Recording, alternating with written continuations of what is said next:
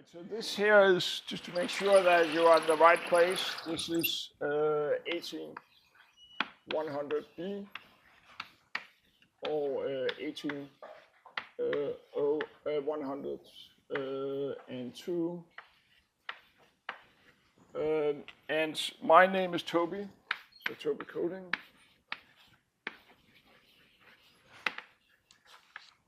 And by then, so we will be recorded, and the video from the lecture will be posted online. And I will also write lecture notes. I hope you appreciate it, because I wrote the first one. It actually took me quite a long time. I don't typically type the lecture notes, but I will do this for this class. And I also wanted to just give you an idea of the structure. First of all, this is one of the most important math classes at MIT. And I'll tell you in a minute why it is important. And of course, I think that being one of the most important math classes is one of the most important classes, period. But so just to give you an idea of what will be expected from the class. So there will be 10 weekly homework.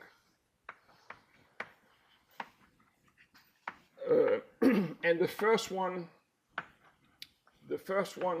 will be due. It won't be due next week. It will probably be due the week after next week. And in part, it will just allow you to kind of get settled in a bit. But also, I'm waiting for somebody else to assign the TA and the grader. So it will be I think it will be at least one graduate TA, and there will be some undergraduate TAs, and then there will also probably be some graders. And most of these, including myself, will have office hours also. So there'll be 10 weekly homework. There will be a midterm, so one midterm, and one final. And the midterm is on March 20th. And the final is, I don't know when it is. I'm not the one that is deciding the date, and it would be a while before we know what date that would be. And so, and in terms of the grade, the homework will count for 50% of your grade, midterm will count for 20%, and the final for 30%. And you can see all this information about this there's a syllabus and a course information posted on the Canvas. So make sure to check out the Canvas site for the class. And there's also the information about the book, and also the lecture notes will be posted on the Canvas site. The lecture notes, I think, will probably be posted on the files. So lecture notes will be posted on those files.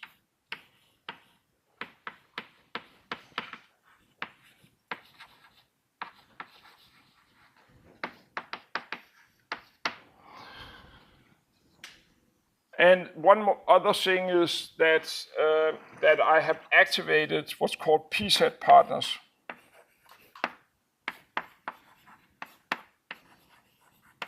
Right, so you are encouraged to work with other people on the PSETs, but everybody has to hand in their own PSETs. Okay, and PSET partners is a way of finding other people to work with. I mean, of course, you can do it another way, but this is a tool that is used in a lot of classes. Okay, I think this sort of covered the basic information. And so the class here is, the two key topics for this class is, so key topics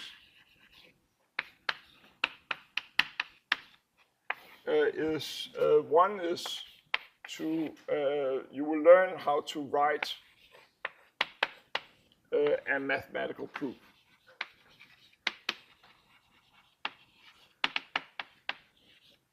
So what does it mean to to write something so that it's kind of mathematically rigorous.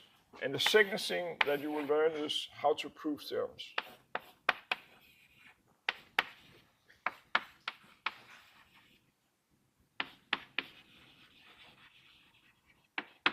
And so here's an example of this. That suppose you have a function. So suppose you have some interval, so a and b are real numbers, and you have a function f defined on this interval, and it takes real values. And so here you have the interval here, a, here's b, and assume that the value, let's say that the value at a is negative, and the value at the other endpoint b is positive, right? So you have, so if you sort of were drawing the graph, here you have a maybe, here you have b, and then the function initially is negative, and it ends up being positive. So this is f of a. Here you have f of b. And then this function here is continuous.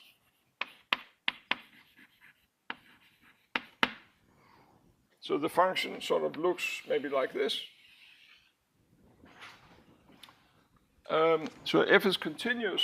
So the intermediate value theorem saying, so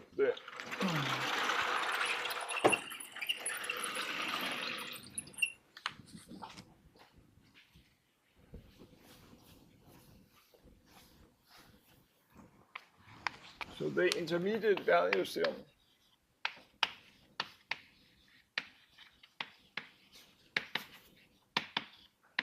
value theorem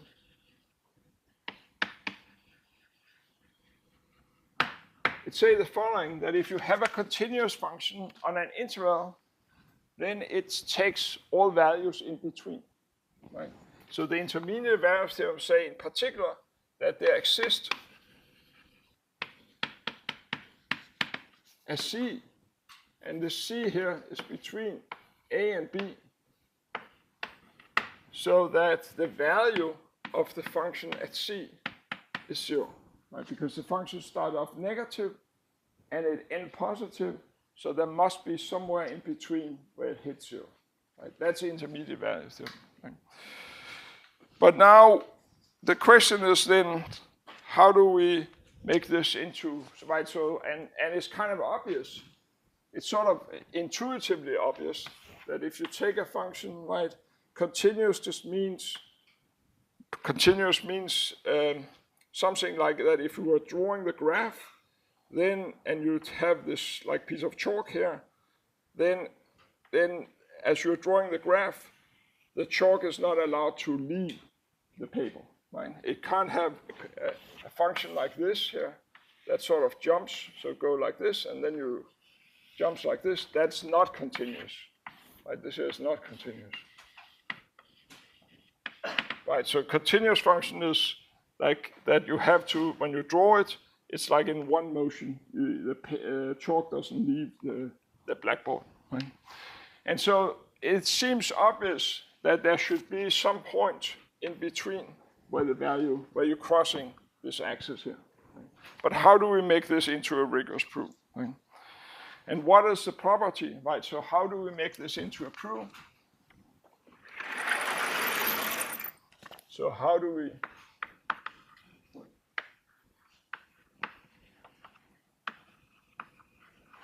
make this intuition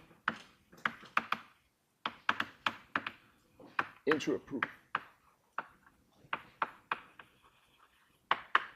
Right, and this is not just sort of a semantic question. It's not just a sort of crazy question. Maybe in this case, it sort of seemed clear, but very quickly, if your foundation is not totally rigorous, then you get into something where it seems to be the case, but it might not be the case, right? And it's also very difficult to then, it's quickly, that's where you arrive, and you also quickly arrive to that you don't even know whether it should be the case or not, right? And so it's really important to kind of build things up step for step, where each step is totally rigorous, and you right, because it's not only you know for sure that things are right, but it also makes it much easier to predict what should be true. And so in order to understand why there should be some C between A and B, where the value is 0, it immediately, it's the first question that arises: what are you using? What property do we need to make this into a proof? What property do we need of the real numbers? Right? So this is like the first question that arises. So what property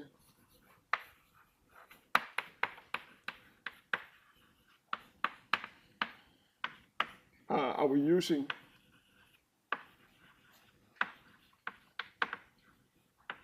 of the real numbers?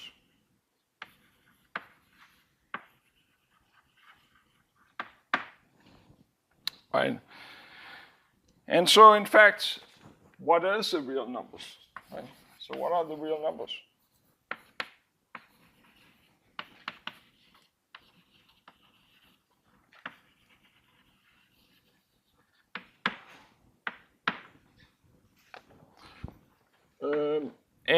And so the thing is that, in particular, what is square root of 2? So what is square root of 2? Square root of 2. Right? And is that a real number? Is square root of 2 a real number?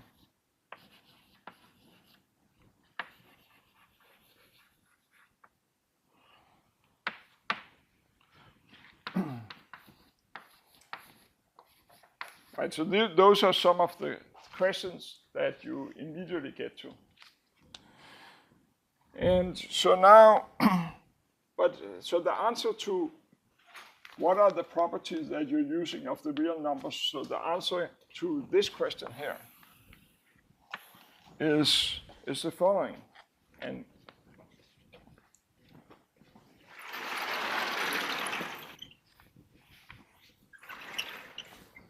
so the answer to this question is, so what are the properties of the real numbers that you're using? So the answer to that is the following.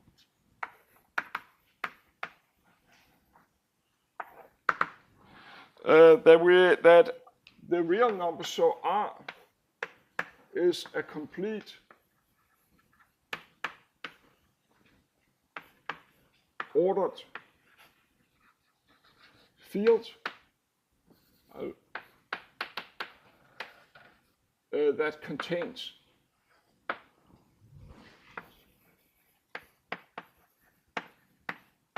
the rational numbers.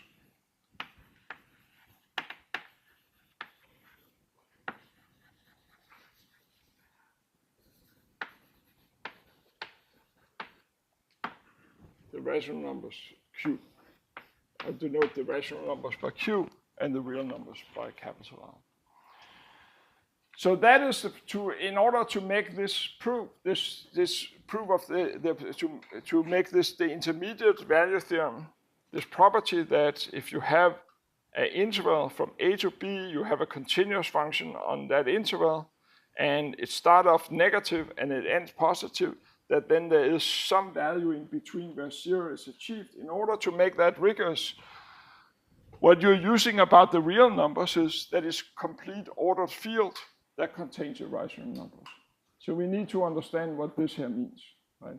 And I will, in this lecture here, I will not explain complete. I'll do that at a later lecture, but we will understand the rest of what is in, what are these properties that we're using.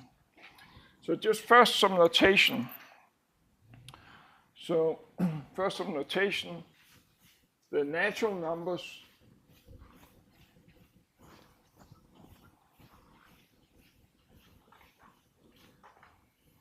So the natural numbers here, this here is 1, 2, 3, 4, 5, etc. Right, so these are the natural numbers.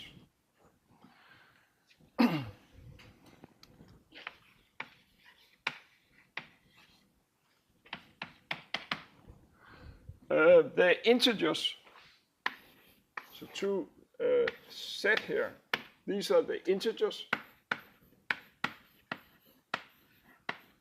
And the integers are simply the natural numbers, but then it also allows them to be negative, and it also includes 0. So this is 0, plus or minus 1, plus and minus 2, plus and minus 3, etc. These are the integers. The rational numbers are then, so the rational numbers q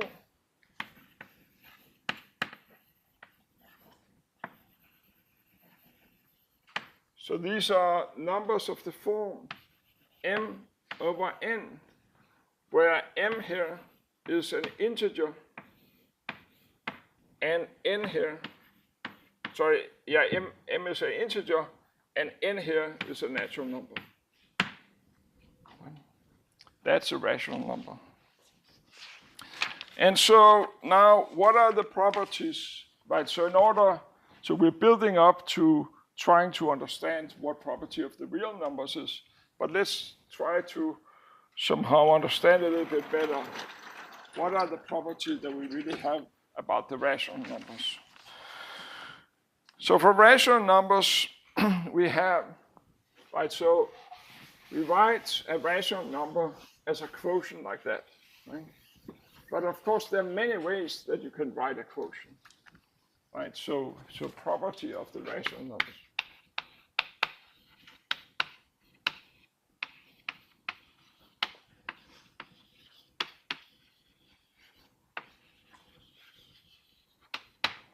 So we write it as a quotient like this. But this is not uniquely defined, right? There are, if you take a quotient like this, you think that this here is equal to another quotient, right? Again, m1 and m2 are integers, and n1 and n2 are natural numbers. Two quotients are the same, right? If and only if, right, that if you multiply this over here and this over there, then those numbers are the same. So m1 times n2 is equal to m2 times n1. Right? Those two rational numbers are the same if and only if those two natural numbers are the same. Or integers, right? Because m could be negative, right? So this is, so again, a rational number, it has a representative like this, but it's really kind of always, you could think about it as always, you can write this quotient, right? And two quotients are the same, if and only if this is the case. So this is what it means to be a rational number.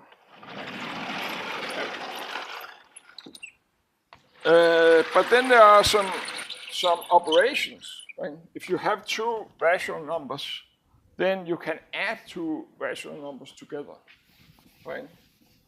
So, and that's really important, that you have some operations on the rational numbers. So if you take, this here is one rational number, and if you now take another rational number, m2 over n2, then how do you add two rational numbers together, right? Well, of course, you know that you put it on the common denominator. So this here is m1 times n2 plus m2 times n1 divided by n1 times n2. Right? This here gives you, this here is an integer in the denominator, and this is a natural number in the denominator, right? And so that's a representative of a rational number, right? So that's an operation. Now, in order to really know that this is right, so the idea here is that if you take one rational number like this, and you take another rational number like that, then you can add them, and that gives you another rational number, right? That's this operation that we know so well, and is addition, right? In order for this really to make sense, you should check that this rational number you get is independent on the representation, right? If you have another representation for the same rational number and another representation for the same rational number, then when you add them, you should get another representation for the same rational number, right? Okay. And we'll check one of these things in just a minute, right? The other thing is that, right, so that was one operation, right? When you have the rational number, then addition is one operation. Another operation is, of course, multiplication. So another operation is multiplication. And so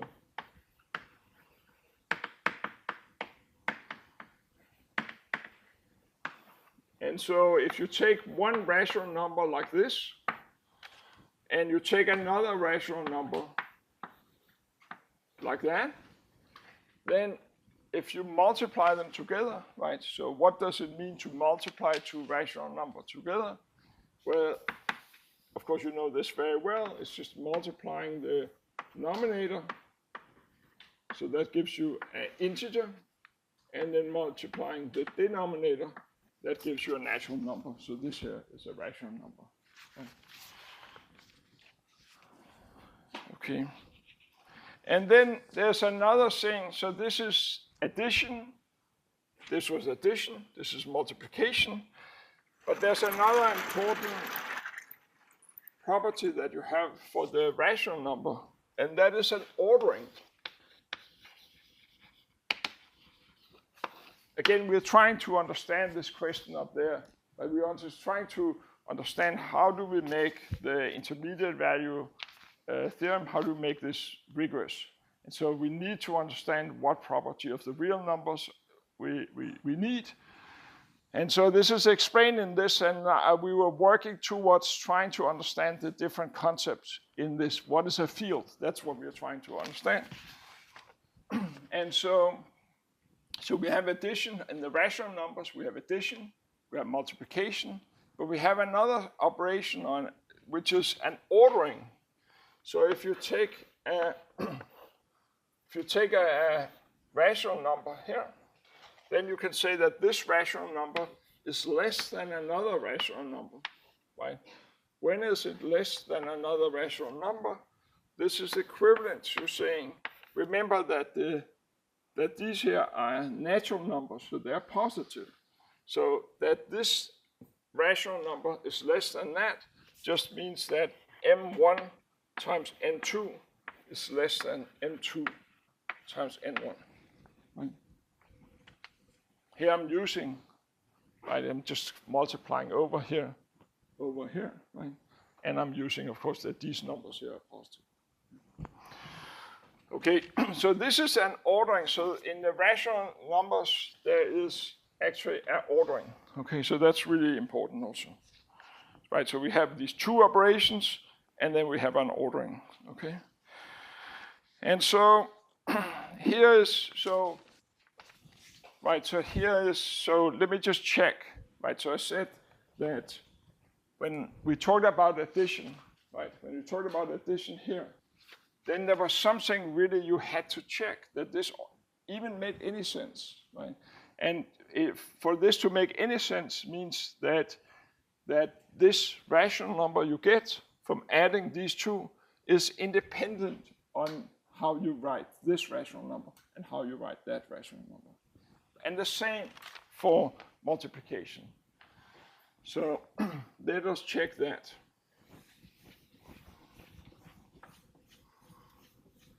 So this here is checking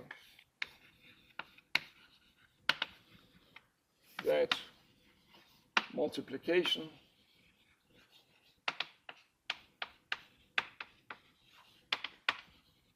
is a well-defined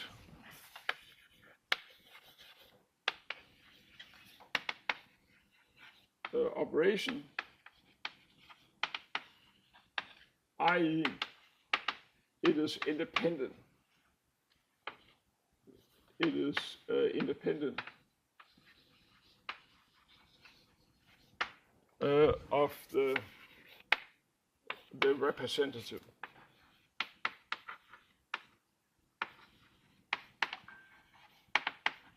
So we are multiplying. We take this rational number. Sorry, let me write a little bit bigger.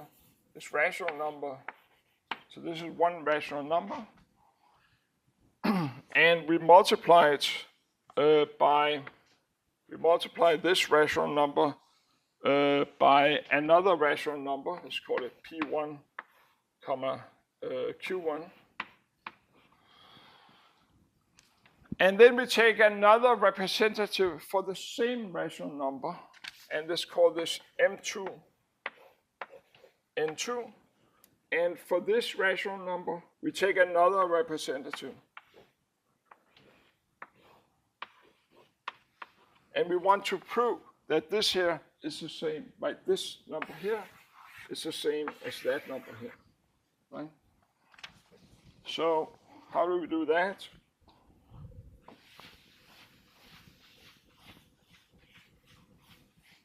Right, so we have that this here and this here is the same. There's two different representations of the same rational number. So we have that M1 over N1 is equal to M2 over N2. So this just meant that, remember that this just meant that when you multiply over here like that, then you get the same integers. So this here, N2 plus M2 times N1. Right? That's what it meant, that these here were the same. And likewise, you have the two rational numbers here. This is 1. This here is equal to that P2 divided by Q2. This just meant that when you multiply over P1, Q2 is equal to P2, Q1. Right? So this just meant that these two represent the same rational number. These two represent the same rational number. And now what we need to prove is that the product here is independent of these representations. So the product here is, so we need to prove the product of the first, the product, this product here, this is just M1 times P1 divided by N1 times Q1. And we want to show, this is what we want to show,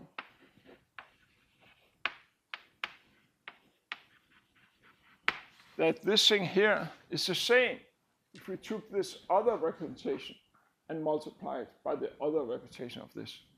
Right, so this is M2 times P2, N2 times Q2. That's what we want to prove, that those two are the same. And so we need to prove that, so we need to show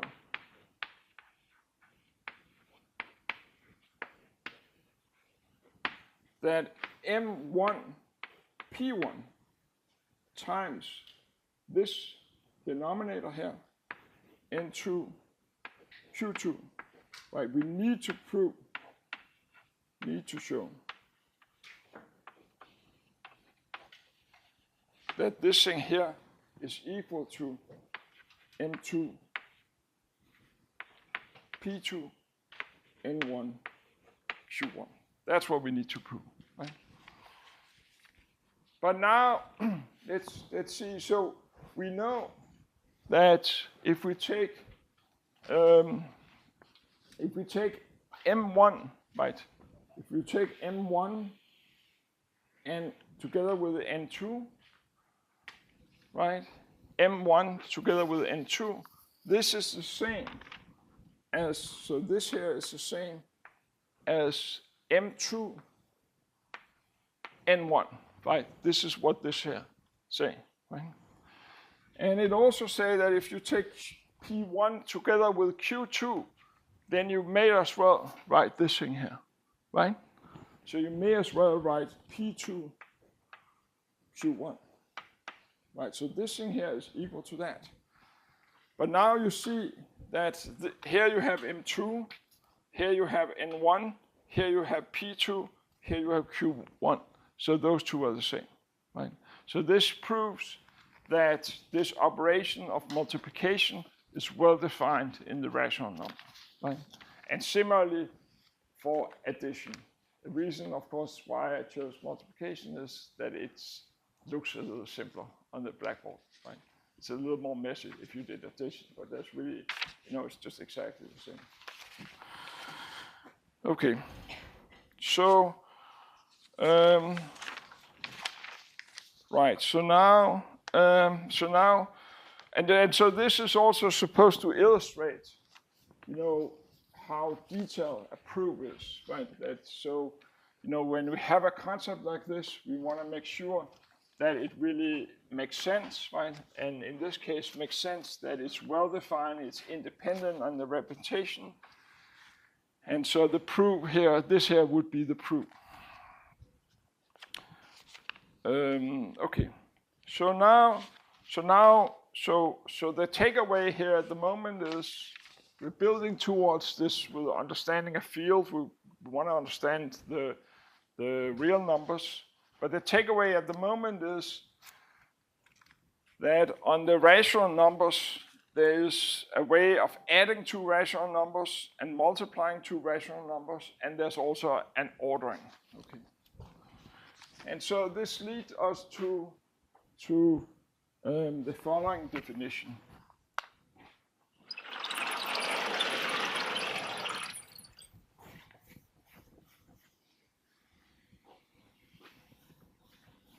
And so this is the definition of a field. So a field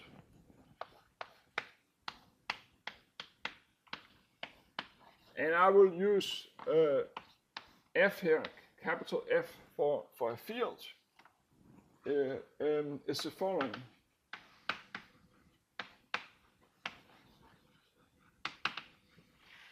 So it's a set with two operations.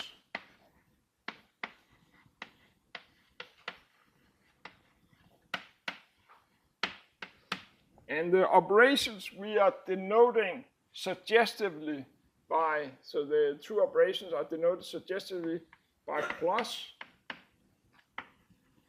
and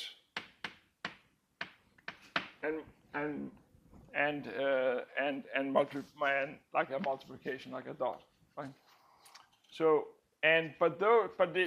this is just abstract, right? So we have a set and we have these two operations. What property do these two operations need to have? Each of them have 5 properties, and then there's so that means that there are 10 properties, and then there's 11 property that chain those two operations together. Okay, so let's start with addition. So properties of addition.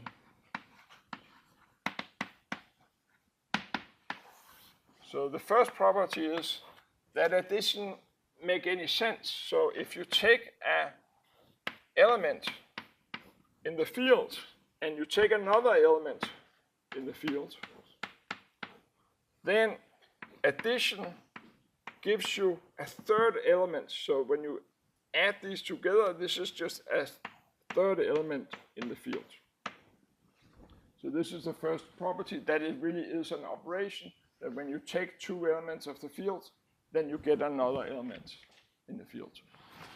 So this is one.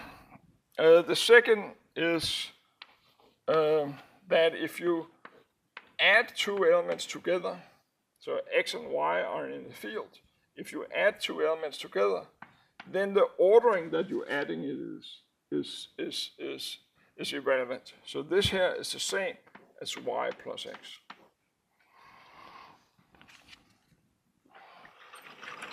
Then the next one is, this is sometimes called abelian or commutative, this property here. Then there's a third property, which is that if you add two elements together, and then you add a third element to the sum of these two, then this here is the same as that you can add the last two first, and then add the first one to the sum of the other two. Okay? And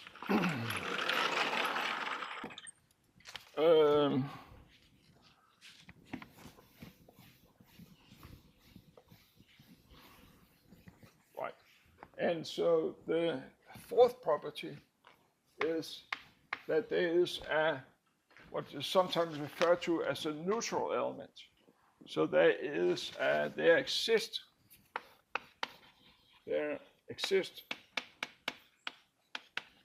an element that we denoted by 0, but it's just to make it kind of easier to understand that we denote it by 0. And it has the property, that has the property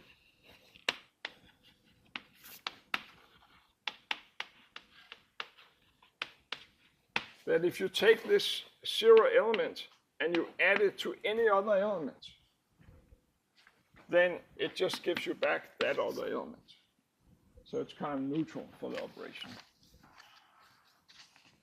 And then there is supposed to be a fifth property. And the fifth property is that for any element,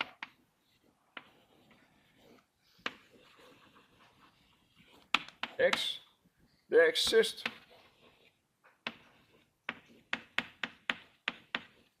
another element. And again, we write this suggestively by minus x with a bracket around like this. So there is another element with a property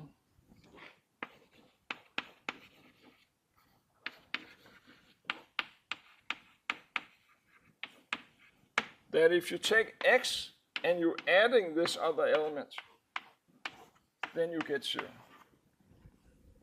Okay. So those are the 5 properties that addition has to have. Right?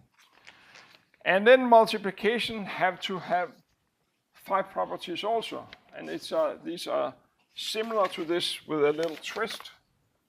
And so for multiplication, you need to have the following properties. So again, it's 5 properties. The first one is the similar property to the property 1 up there. Namely that if you take 2 elements, x and y, in the field, then when you multiply them together, that should give you another element in the field. Right? So that's the first. The second one is similar to 2 up there, is that x times y should be the same as y times x. Right? So again, that's often referred to that it is abelian or commutative. The third property is that it's similar to the third property up there, is that if you take x times y and then you multiply it by a third element, then you could as well have first multiplied the 2 last elements and then multiply it by the first element, like that. And then then the fourth property is similar to that property 4 up there, is that there exists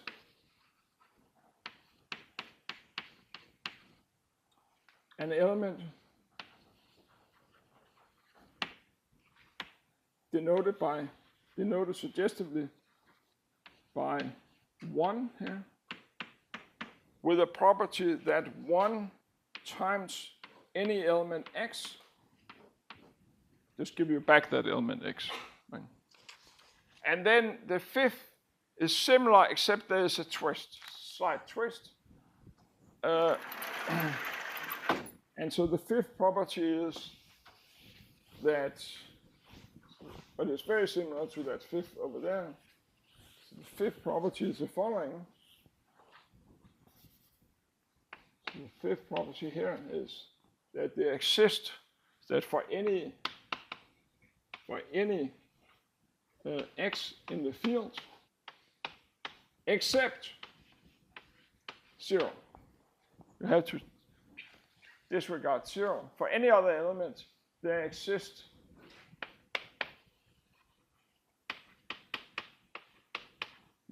an element, and again denoted by, suggestively denoted by 1 over x, with a property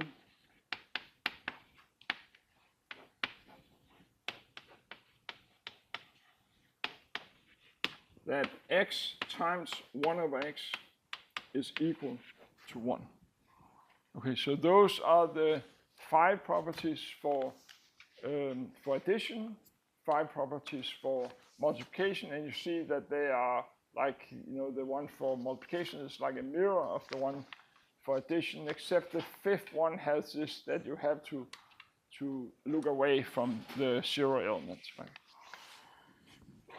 And then there is a, right, and so again, this is just, 1 is just that it is an operation. 2 is usually called the abelian property or commutative property. This here is called the associative property. This here is called, it's often also referred to that it's a neutral element. And this here, that there exists this element, in this case minus x, is sometimes called the inverse element. And likewise for multiplication. And then there is again an 11th property, and that's a property because you see that those at the moment there's basically no interaction between these 2 operations. The only way that you see some interaction, but this is very little, is that the 5th property over here refer to the neutral element for addition, right? But they don't really chain the 2 operations together. And that is the last property that is often referred to as the distributive law. So this is action chaining addition, write it like this, addition together with multiplication.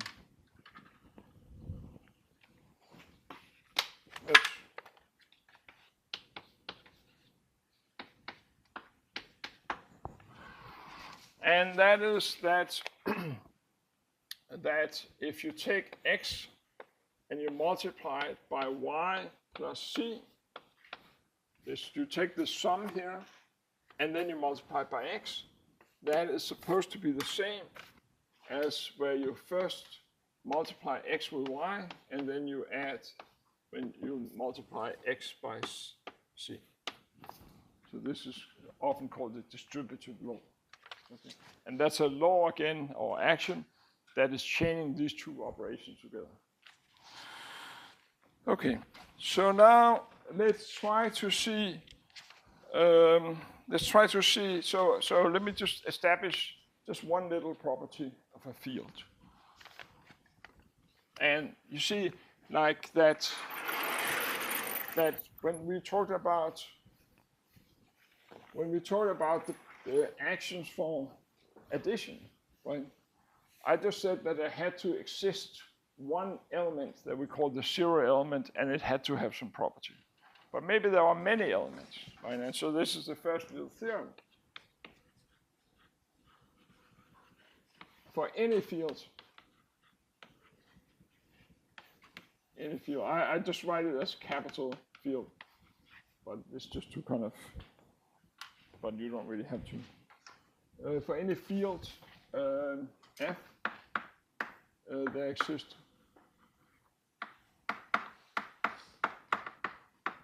only one zero element.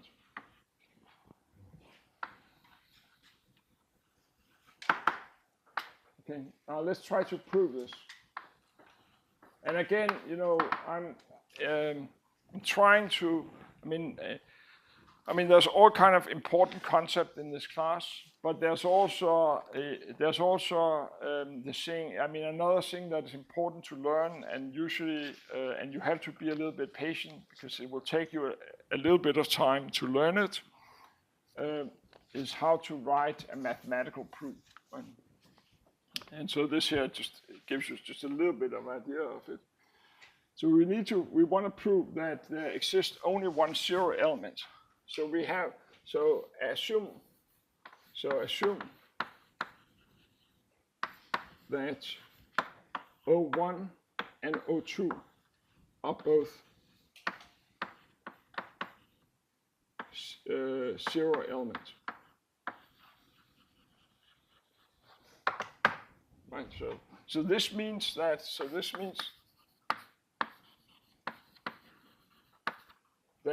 if you take O1, that is a zero element, just means that if you take O1 and you add anything to it, right? X could be anything in the field, then you get X back.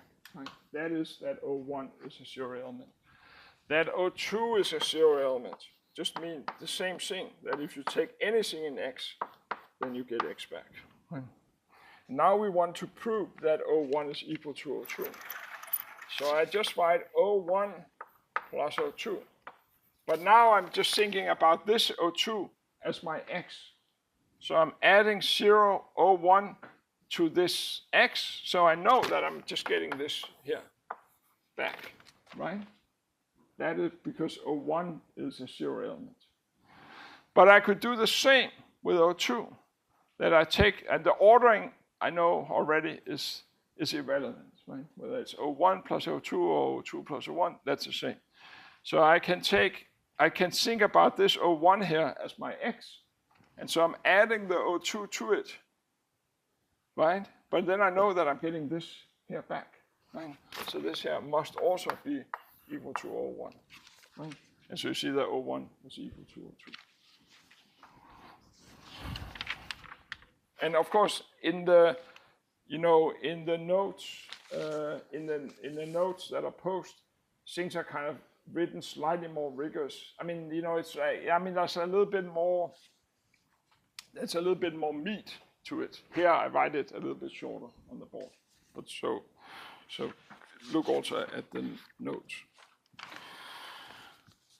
Okay. So now we know what a field is, right? So a field, again, it has these two operations, additions and multiplication.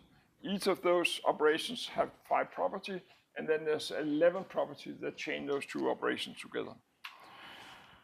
And so the examples of a field is, so we already have an example.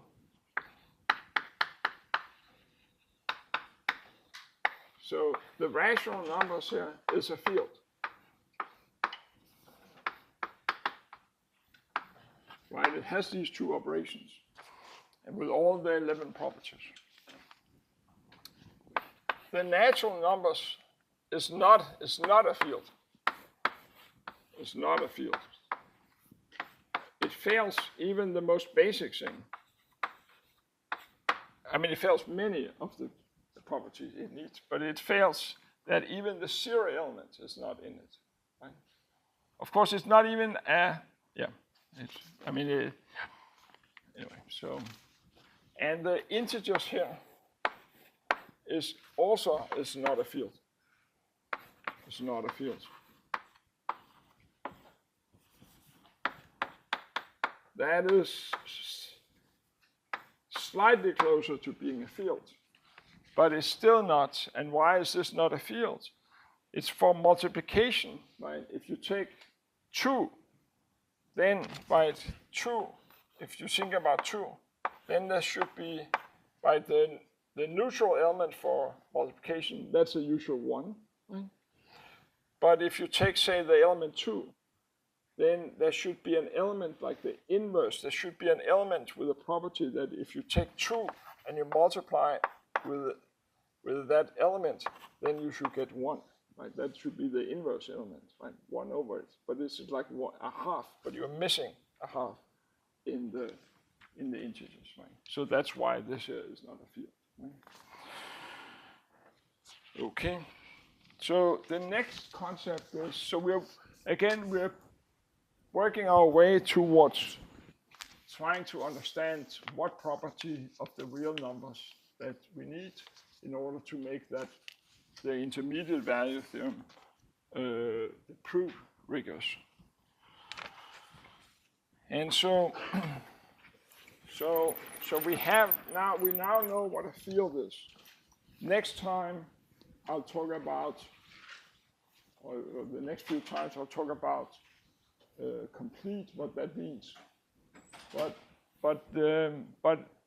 we also have this ordering. So what does it mean that a field is ordered? So let's start with an ordered set.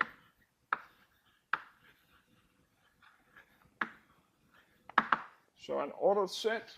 So this is a set. It's a set denoted by a capital S. And it has the property that whenever you have 2 elements in the set, then it should either be, and the ordering, by the way, so an ordered set with an ordering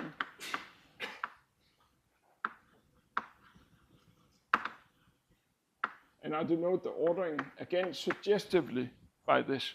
I could have used any other symbol, but I'm just suggestively using this symbol just to kind of make it easier to remember the property. You know, it's like this sort of property that you know so well. So an ordered set is a set with an ordering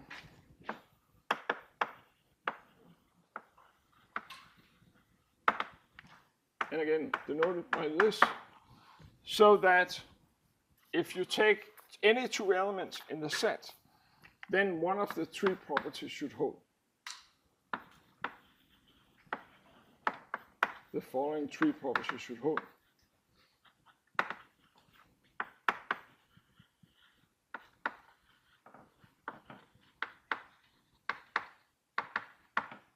Should hold.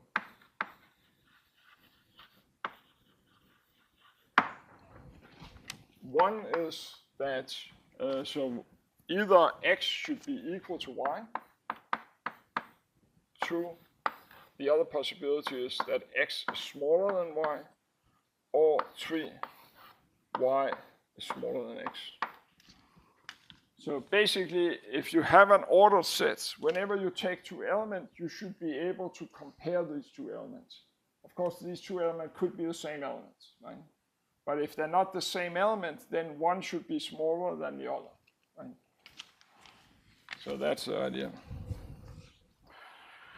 Okay, and so now the next concept is an ordered field. And so again, now we need, so now we have a field and we have an ordered set. So an ordered field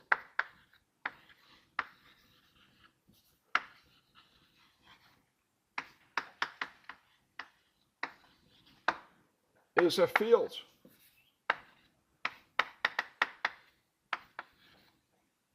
that is also an ordered set.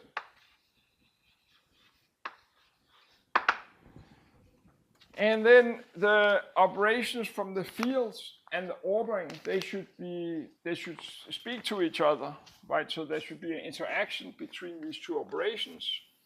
So it has to have with the following properties. With the following properties.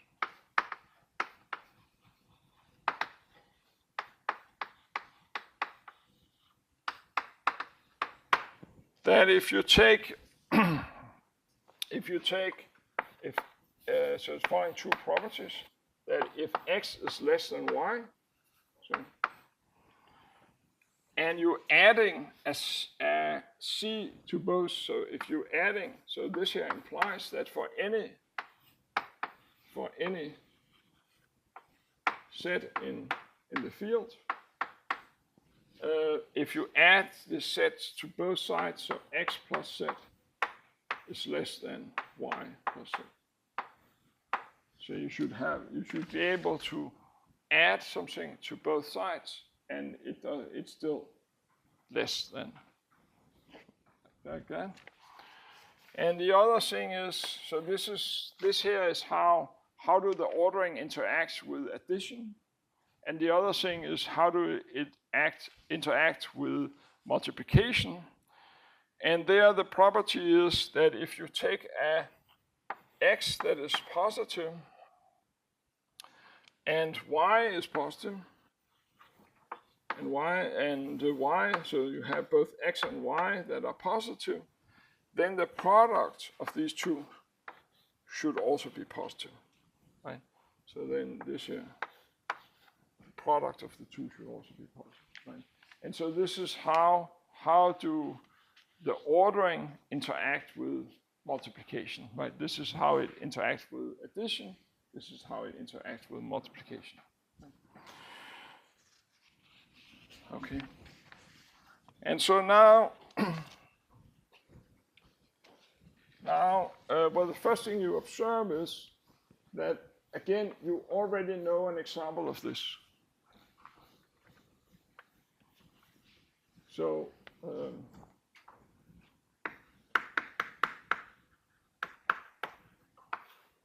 so the rational numbers, so Q here, is an ordered field.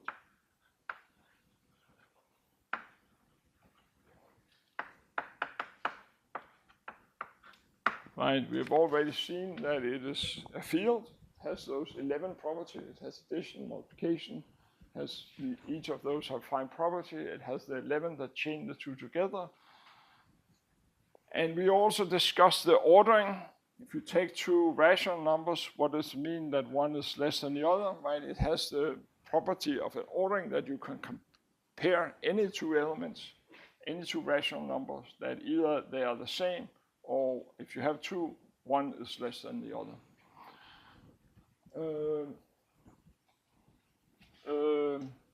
And it also has the additive property, right?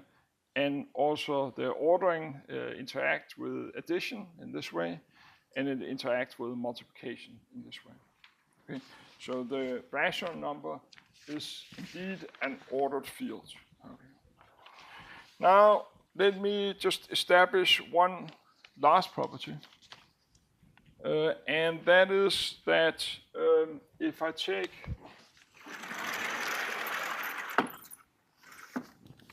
so let me try to prove a little theorem here.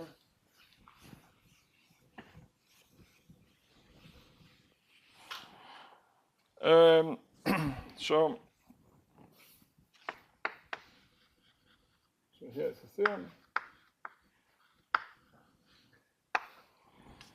That so we have so F here is supposed to be an ordered field.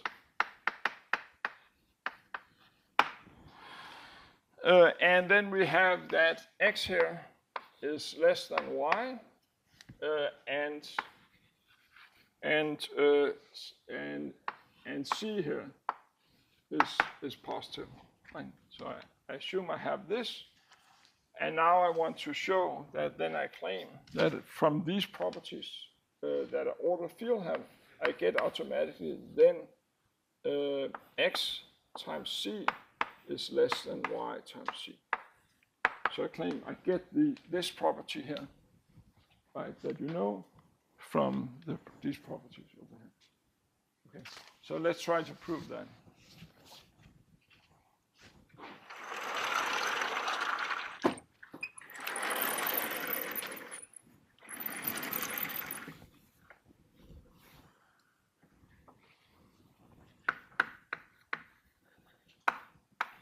So what I want to do is, we want to show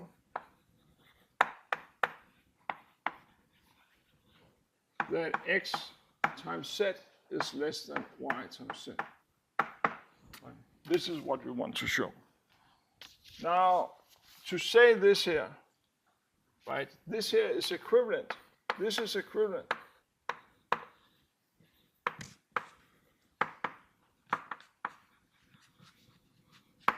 to showing that, right, so if you take this, you could, because this here, if you add minus y times z, if you take this thing here, and to both sides, so you take x plus times z, and then you plus minus x times z, then this here is the same as, right, this here, that to say that this is less than that is equivalent to saying that this thing here, right. Why is that equivalent? But this is this law here that is chaining the ordering together with addition, right? And this here, this element here is, right, this is just the inverse element of this product here. Right? But now you see that these two things together, that just gives you 0. Right? This thing here, this here is the same as x. Okay, so maybe we need to show this, but this here is not hard to believe that this here is the same as y times z minus x times z. So this here is now, you can factor out. So this is this law, the 11th law, that allow you to factor this one out. So this is the same as y minus x times z. Right? This was this distributive law. That was the 11th law. Yeah. But now you see that because y was bigger than x, right? Since y here was bigger than x, this here was equivalent to saying that this is equivalent to saying that y is bigger than x, right? If you subtract x on both sides, this is equivalent to saying that y minus x is bigger than 0, right? This is again using the first action over here, right? And so you see that now we have that, so we want to prove that this thing here, right, this here is all equivalent to proving that this thing here is bigger than 0, right? The claim up there is equivalent to proving that this thing here is bigger than 0, right? But the difference here, this difference here is positive. This is assumed to be positive. The second law that is chaining the ordering together with multiplication say that if you have something positive and you multiply by something positive, you're getting something positive, right? And so in order to prove this here, it was the same as proving that this thing here is actually positive. And we have now just reduced it to this second action. Okay. Is that clear? Okay, that's really, so we'll go just a little bit easy here in the first lecture. This is what I have for the first lecture. but there's a bunch of different concepts. And again, feel free, of course, to ask any questions. Under class, I typically just linger around for a few minutes afterwards if anybody have any questions after the class. And we will also have office hours. I'm just waiting for the assignment of the TAs, so that will be put all online, right?